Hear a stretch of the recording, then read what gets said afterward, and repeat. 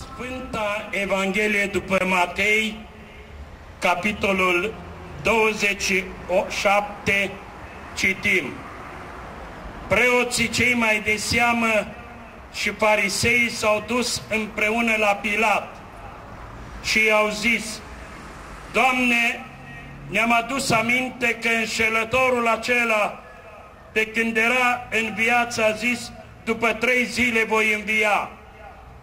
Dă poruncă, dar ca mormântul să fie păzit bine până a 3-a zi, ca nu cumva să vină ucenicii lui noaptea să-i fure trupul și să spună norodului: a înviat din morți.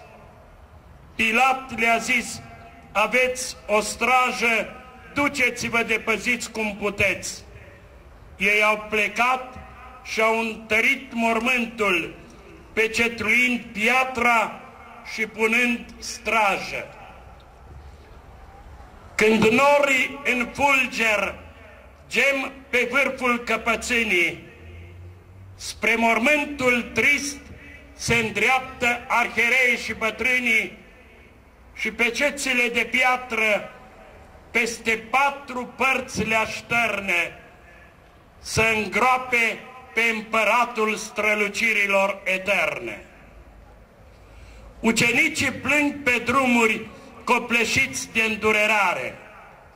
Mai amar ca toți își plânge Petru trista-i lepădare. La mormânt de 2 laturi stau de strajă păzitorii. În cetate, plini de fală, chefuiesc răstignitorii. La Caiafa, în veselie și în cântec, e soborul fericit că nu mai este Mesia răsculătorul. Bucuroși cu toți în suflet că și-au satisfăcut plăcerea, vântul în săparea spune: se apropie învierea. Câte o stea mai cade în noapte ca o boabă de jărate. Petru singur tot mai plânge, amărât și singuratic. La mormânt glumesc soldații. La apus e lună nouă, dar deodată un fulger cade, spintecă văzduhul în două și îmbrăcat în foc de soare un arhanghel se coboară. Zbor pecețile într-o parte, piatra în altă parte zboară. Ca trăzniți cad păzitorii la pământ cu toți de frică. Cu Iisus biruitorul viața nouă se ridică. A înviat stăpânul vieții, pus cu hoții și cu furii.